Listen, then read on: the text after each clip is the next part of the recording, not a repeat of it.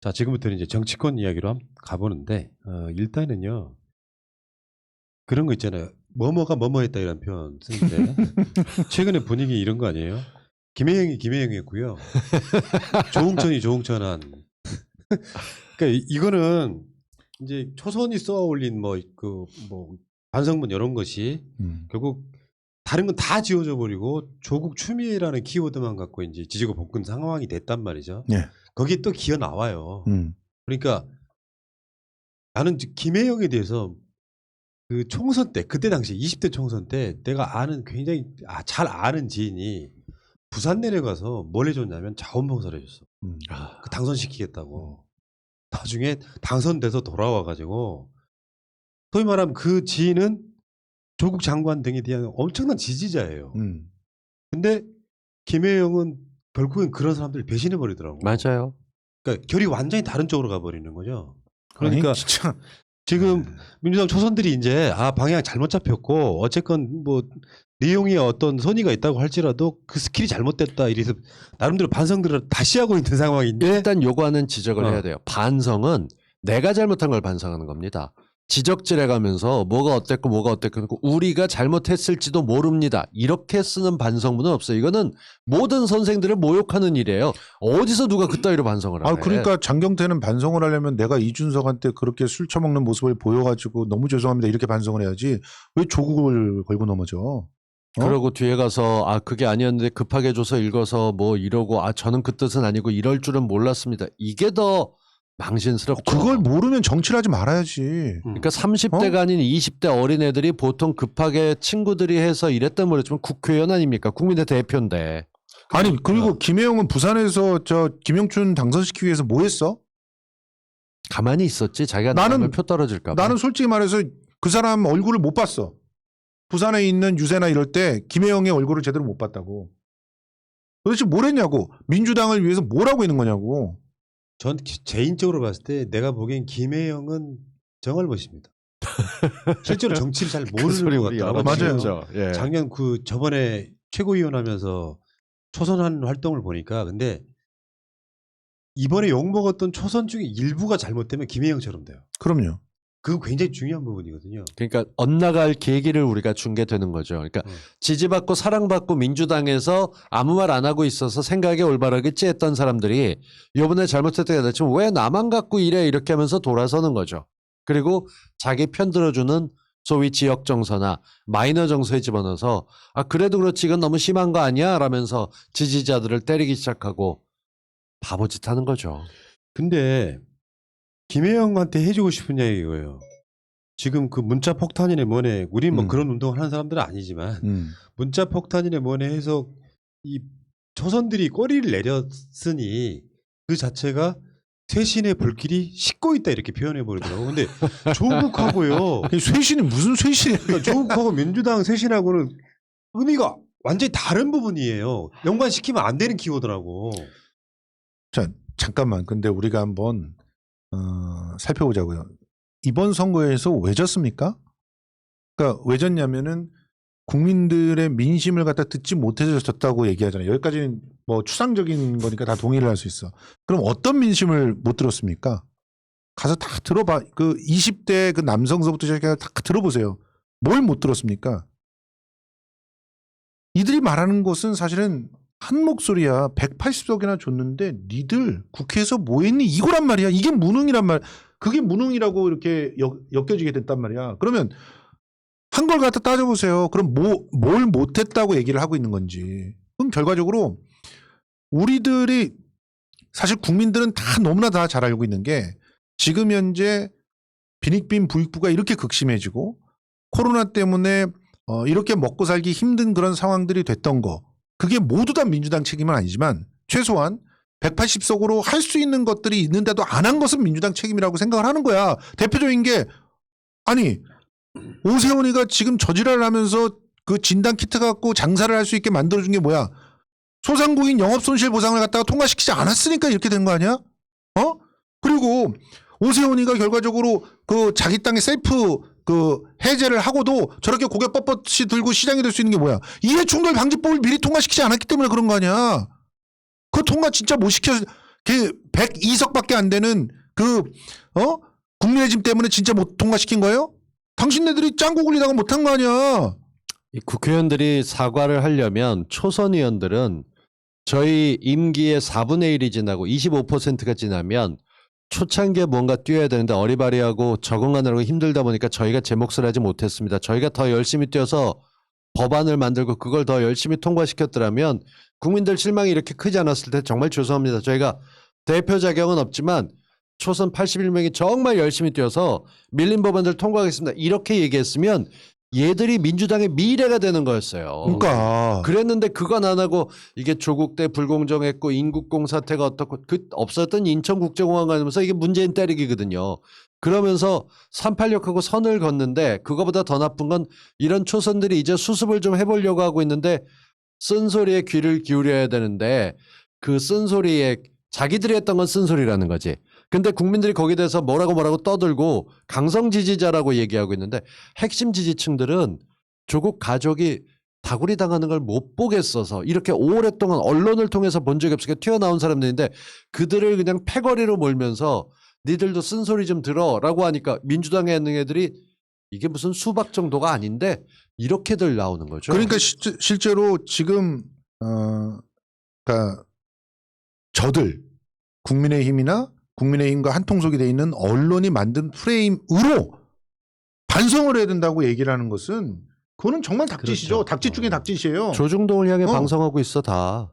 그러니까 그게 이제 소위 말하면 수박은 어떤 용도로 쓰이는 거냐면 다시 한번 설명해 드리면 저쪽에 가 있어도 무방한 사람들이에요.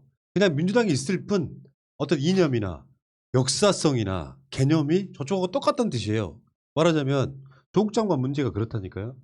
조국 사태에 대해서 민주당이 반성할 게 뭐 있어요. 굳이 말하자면 조선들이 처음에 그 주장처럼 조국 사태가 일어난 걸 민주당이 반성할 것도 없지만 내가 봤을 때는 그걸 갖고 사실 의미 없는 키워드를 갖고 이게 정치적 선동으로 쓰이는 게 문제죠. 조국 장관 내는 좀 더 아주 차갑게 말하면 아직 재판 중이에요. 당연하지. 그러니까 어떤 결과물이 나온 게 아니야. 더군다나 지금 2심에서는 희한한 증거들이 막 나오면서 근데 그걸 놓고 당대표로 나갈 사람 하나는 조국 가족의 입시 비리 관련해서는 이라고 얘기하는 순간 전 경악하는 거죠. 그런 사람이 당대표로 나온다고 얘기하는데 그러니까 그런 걸 보면서 국민들이 화가 나는 건 이런 거예요. 니들 개혁 잘해. 조국 관련해서는 정경심이 갇히게 된 게 국민들 보기엔 불이란 말이에요. 그리고 이게 말도 안 되는 거다 얘기하는데 조중동은 늘 비리가 있었어 라고 얘기하는 것이죠. 그러니까 이런 양반들은 자, 지금 초선 의원들이 사실은 자기들 스스로 했던 말을 갖다가 되짚어야 될 가장 결정적인 이유 중에 하나는 이번 항소심 재판에서 4월 12일 날 항소심 재판에서 나왔어요. 그러니까 지금 검찰이 막말로 증거를 조작해가지고 유우성 씨 잡아놓듯이 그렇게 잡아놓고 있다는 사실이 지금 그 단초가 밝혀진 거잖아요. 이거를 잘 모르시는 분들이 있는데 검찰은 이 컴퓨터를 이미 제출의 방식으로 속여서 가져간 다음에 단 한 번도 변호인들을 이 컴퓨터에 접근하지 못하게 했어요. 그래놓고 마지막에 1심 마지막에는 몰수를 해야 된다고 주장을 했다고. 근데 그걸 안 받아들여줘서 다행히 재판부가 몰수 조치를 안 받아줬기 때문에 지금 그걸 포렌식해가지고 이만큼 갖고 올 수 있었던 거예요. 맞아요. 그래서 시간이 USB를 꽂아놓고 그 사이에 저는 제가 이쪽에서 할 말이 너무 많은 게 그러니까 IT 전문가잖아. USB를 하나 딱 집어넣고 나면 전원이 켜진 순간 모니터 키보드 연결한데도 자동 실행되는 게 가능합니다. 뭐든 갖다 정한 폴더에 갖다 집어넣을 수도 있고 영화에서 보면 복사할 때 오래 걸리잖아요. 요즘 그렇지도 않아요. 왜냐하면 다 SSD가 들어가 있어서 SSD잖아 더군다나. 그냥 쓱 갖다 집어넣으면 빡 하고 가서 몇 기가쯤 박아놓을 수도 있어요. 그러니까 지금 얘네들의 타임라인을 보면 보세요. 컴퓨터를 발견을 했어. 이거 누구 거예요? 그러니까 조교가 글쎄요. 누구 건지 잘 모르겠는데요. 그래요? 한번 켜볼까요? 딱 켜고 조국 폴더다! 이거 가져갈게요. 이렇게 된 거란 말이에요. 그리고 조국 폴더를 확인도 안 시켜줬어. 이 조교한테는. 그리고 딴 방에 가서 조국 폴더가 여기서 나왔으니 이거 우리가 압수수색을 해야 된다. 이렇게 얘기하면서 이미 제출을 동의받기 시작했는데 이미 제출 동의를 안 해주니까 다른 윗사람 불러가지고 와가지고 압력까지 집어넣고 거기서 협박하고 있을 동안에 저쪽에서 뻥 났네? 그러면서 꺼졌다고 얘기했단 정말 말이야. 드문 일이에요. 뻑이 나도 하드디스크 가운데서 전체는 못 살려도 살펴볼 수가 있는데 아니 그다음부터 안 켜진다고 거짓말을 한 거 아니야. 실제로 조교가 가가지고 눌러서 켜보고 이러지 않고 그 그랬잖아. 이야기는 다 다른 방송 했던 이야기니까. 그러니까. 여기서 어쨌든. 중요한 거 딱 하나는 정말 중요한 거는 권한이 없는 사람한테 가져가고 이런 세부적인 것들까지는 안 봐도 돼요. 그래. 가장 큰 거는 그 조국과 관련해서 완전히 조중동스러운 해석을 하고 있는 사람들이 있고 그렇죠. 그들이 우리가 이건 말도 안 되라고 얘기하니까 강성 지지자. 저는 제가 살면서 저만큼 온건한 사람은 거친 사람은 김성수지 저는 아니지 않습니까? 근데 저같이 온건한 사람이 어느 날 갑자기 강성 지지자가 돼 있어요. 이유가 난 당신들의 조국 장관에 대한 판단에 동의 못하겠어 라고 이렇게 차분하게 얘기했어도 제 강성 지지자야. 저도 문자 보내십시다 이런 걸 하고 싶은데 되게 참았거든요. 아, 그 부분은 내가 한 번 더 정리를 해드릴게. 뭐냐면 언론은 소위 말하면 문파라고 지들끼리 부르는 소위 그 세력이잖아요. 극문, 괴문. 애들하고 우리를 동일시합니다. 동일시 해야 되는 거죠. 되게 기분이 나쁜 거야. 근데 실제로 그 뭐 몇천 명도 안 된다는 그 사람들은요. 2000파. 솔직히 말하면 문재인 대통령 지지자들 아니에요. 한 번도 지지했던 적이 없어요. 자, 그들은. 오늘도 걔네들은 트윗 내가 오늘 올라온 거 봤는데 뭐라고 그러는지 알아? 민주당아 나는 사람에게만 투표해. 이재명 탈당해. 이런 거 올리는 게 민주당 지지자더라고. 그런 사람들이 온갖 악행을 저질러서 막 쌍욕하고 하는 것이 우리한테까지 지금 덮어 씌워지는 어떤 그런 건데 지금 오늘 이야기는 핵심은 그것이 아니라 김혜영이나 조홍천 같은 사람이 지금 민주당 당적을 유지하고 있잖아요. 근데 말하는 걸 보면은 조국에 대해서 말을 못하게 했기 때문에 이건 쇄신의 불길이 꺼지고 있다라든지 조홍천 같은 경우는 이유가 있어요, 걔네들이. 당 쇄신을 가로막는 폭력적 언행을 수수방관할 건가요?라든지. 아니 그러니까 이유가 근데 있다니까 이게. 그거만이면 모르겠는데 이게 불길처럼 번져요. 이 법사위 간사 맡고 있는 백혜련 의원이 뭐라고 얘기했냐면은 정책적인 부분이나 당 운영에 관련돼서는 충분히 듣고 반영하는 게 필요하다. 하지만 요즘 들어서 문자 폭탄과 같은 거 개인의 소신에 대한 모독적인 발언은 민주당의 정신에 맞지 않는다. 그러니까 문자 폭탄 보내는 게 아니다 하는데 쓴소리 무슨 소리 해가면서 개인의 소신하게 되면 우리가 가장 떠올랐던 게 엄정하게 그 사업자들 중심으로 배분해야 된다. 이게 소신이라고 얘기했거든요. 선별적 지원이. 그래갖고 망했잖아. 그래갖고 선거 진 거잖아. 그런 걸 얘기하고 소신에 대해서 우리가 비판하고 할 수도 있어요. 정치적인 자리를 높심하는 사람은 모르겠지만 시민들은 이런 소리 저런 소리도 할 수 있는데 의원들이 자기 몫을 안 하면서 시민들에게 이래라 저래라 하는 거는 정말 말도 안 돼. 아니 그러니까 지금 저는 이게 뭐라고 생각하냐면 제가 소설 한번 써볼게요. 얘네들 뒤에서 다 만나고 있는 거야. 똑같은 목소리 낸다고요? 입 맞춘다고? 금태섭, 조홍천, 백혜련 공통점이 뭘까요? 검사. 이소영 공통점이 뭘까요? 남편이 검사. 아, 이제 거기까지 가는 건 너무하는 거야. 너무하지만 근데 한번 내 소설을 들어봐. 그럴듯한지. 이들이 검사당을 만들겠다고 선언을 했어요. 금태섭은. 검사를 중심으로 당을 만들겠대잖아. 검찰당으로 부족해서 검사당을 만들고 거기에 그래 괜찮은 생각이지. 아 뭐 그거야. 김종인이 붙었고. 김종인은 사실은 금태섭하고는 서로가 그 어떤 교감이 있어요. 그런 상태에서 검사 출신의 대권 후보도 있어. 이렇게 보셔야 돼요. 이게요. 민주당에서 지금 나오고 있는 모습들을 보게 되면 격하게 감정하는 것이 민주당의 정신에 맞지 않다라고 하면서 족쇄를 채우려고 하는 겁니다. 전 민주당의 정신이 뭔지는 모르겠습니다. 제가 아는 상식은 잘못된 거 있으면 조용조용히 얘기다 못 알아들으면 좀 과격해질 수도 있어요. 우리는 정치하는 사람들이 아니니까. 근데 우리가 제일 듣기 싫었던 게 보수 국회의원들이 무언가 얘기할 때 예의를 지키세요. 할 말이 없을 때 그 얘기를 해요. 근데 지금 민주당에서 최고위원에 도전한다고 나오는 의원들이 하나같이 이건 너무 지나치다. 왜 밤낮 지지 문자 수백 통 받을 땐 좋아하던 사람들이 자신의 실수로 욕먹는 걸 돌아서니까 그때 가서 딴소리 하는 거죠. 어차피 국민의 대표가 그런 자리 아닙니까? 근데 이 사람들 왜 이러는 거예요? 그게 이런 지점이 있다고 봐. 아까 제가 그런 이야기를 초반에 드렸는데 민주당의 역사성, 어떤 유전자, 피 이런 게 있거든요. 예를 들면 조홍천이나 김혜영이나 금태섭이나 민주당의 역사에 있어서 검찰개혁의 화두는요.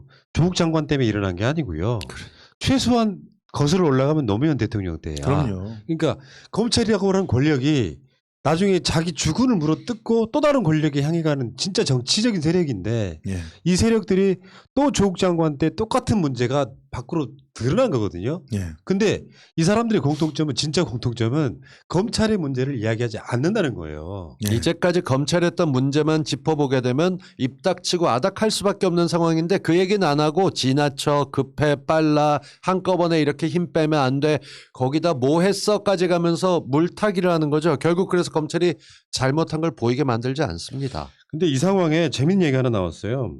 아까 말한 성수형 이야기랑 같은 결인데 검찰 중심으로 하는 윤석열 중심으로 하는 당이 하나 만들어지면 예. 거기에 조홍천이 합류한다는 썰이 있어 지금. 예. 나는 합류할 명분 찾고 있는 거라고 생각한다니까 이게.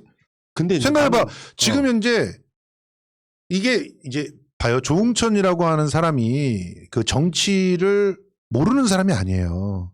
정치는 명분이 굉장히 중요한 거거든요. 그럼 명분을 갖다가 어떻게 만들어야 되느냐. 이게 사실은 개혁을 가지고 개혁에 대한 이미지를 갖다가 가져갈 때 그 무엇이 개혁이냐. 그러니까 개혁이란 말은 누구나 할 수 있어요. 근데 진짜 개혁의 본질이 뭐냐라고 얘기할 땐 강론이 나올 수 있거든. 근데 거기에 조국이라고 하는 리트머스지를 딱 집어넣는 거예요. 자, 조국을 밟을 수 있어? 그럼 개혁이야. 조국을 못 밟어? 그럼 개혁 아니야.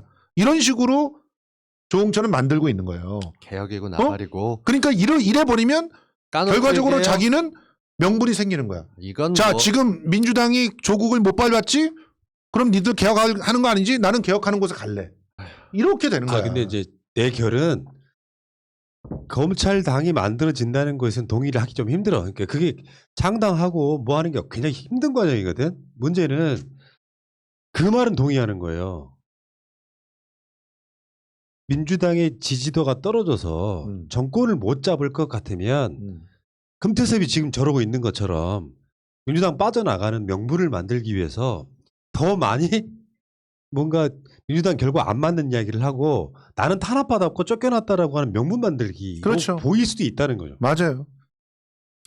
근데 거기에 대해서 저쪽 세력들이 민주당을 이제 깨려고 한다는 그런 나름대로 어떤 생각을 갖고 있는 사람 입장에서는 조홍천이나 이런 건 충족으로 받아줘야지 왜 이거를 자꾸 그런 식으로 몰고 가느냐 하시는 분도 있습니다만 저는 이렇게 생각해요. 민주당에 있으려면 최소한 민주당의 역사와 유전자는 비슷해야 된다고 생각합니다. 금태섭이 보여줬잖아요. 그래서 민주당 후보가 아닌 오세훈이 당선되게끔 선거운동 해버리잖아. 불과 민주당 국회의원이었던 1년 전에 국회의원이었던 자가 그렇단 말이에요. 그건 용서하면 안 되는 거죠. 우리들이 정확히 얘기합시다. 조국 사태가 아니었으면 금배지 못달 인간들이에요. 그냥 그때는 조국 사태에 한이 맺혔던 사람들이 기억했다가 제대로 뽑자. 그리고 민주당 후보로 나온 사람들을 갖다 뽑았어요. 그리고 1년 동안 했으면 자신들을 반성해야 될 텐데 정말 너무들 하는 거죠. 지금 와서 문자 폭탄 때문에 힘들다 얘기하고 앉았는데 우리 민주당 지지하시는 분들요. 입장 좀 확실하게 해서 걔들한테 욕먹을 때 제대로 해야죠. 이들은요. 지금 일부 지지자들은 저 같으면 하루 종일 방송하고 저녁 때 되면 몸이 고봐요. 막 휘어지고 견디지 못해서 팔짱 끼고 있으면 꼭 그 얘기 나죠. 팔짱 좀 풀고 하시지. 이런 얘기 나면서 박혜련이나 다른 사람들 홍영표냐 난리칠 때 그들에 가서 뭐라도 써요? 눈에 보이면 눈앞에 보이는 우리 쪽에 작은 진짜 뛰는 사람들 구박 좀 그만하고 그쪽에 잘못한 애들 초선 의원 문자 폭탄 보낼 때나 내가 생각해도 아니다 싶으면 짧게 해갖고 동의 좀 해주면 얼마나 좋아요. 정말. 근데 생각해 보세요. 저는 이 문자 폭탄을 제지하지 않을 거냐는데 그걸 어떻게 제지해요? 그러니까 어떻게 제지하냐고 좀 그 방법을 조홍천 의원이 좀 얘기를 해줬으면 좋겠거든. 근데 그걸 제지하지 못한다는 걸 조홍천 의원은 알고 있기 때문에 이러고 있는 거예요. 지가 욕 계속 먹어봤기 때문에 자기는 단련이 돼 있고 니들도 힘들지 그러니까 내 말이 옳지 내 편에서 이거 하고 있는 거죠. 기본적으로 문자 폭탄이라고 표현을 했지만 이거는 항의 문자란 말이에요. 항의 문자도 항의 문자 자체가 소통 아닙니까? 당원들이 권리당원과 지지자들이 의원하고 소통하겠다는 거예요. 소통하는데 그걸 폭탄이라고 여기고 귀를 닫아요. 그럼 소통을 하지 않겠다는 거잖아요. 그들이 왜 화를 냈는지는 관심이 없는 겁니까? 근데 그 조홍천은요 약간 좀 괘씸한 게 이제 하는 이야기 중에 페이스북에 올린 이야기 중에 영향력이 큰 몇몇 셀럽들이 초선 의원 5명과 휴대전화 번호를 노출시켜 좌표를 찍고 제가 했어요. 여기서 중요한 제가 단어 했어요. 노출시키고 5명. 중요한 단어가 등장해요. 양념을 촉구했건데 이 양념이 누가 쓴 말이냐면 문재인 대통령이 문재인 처음으로 쓴 대통령을 그 말이에요. 공격하는 거잖아요. 그러니까 조홍천이 문재인 대통령을 사실 비건 이런 표현을 써버리거든요. 요거 용서하기 힘들다는 거야. 노무현 대통령이 이런 흐름을 통해서 결국에는 나중에 돌아가신 거거든요.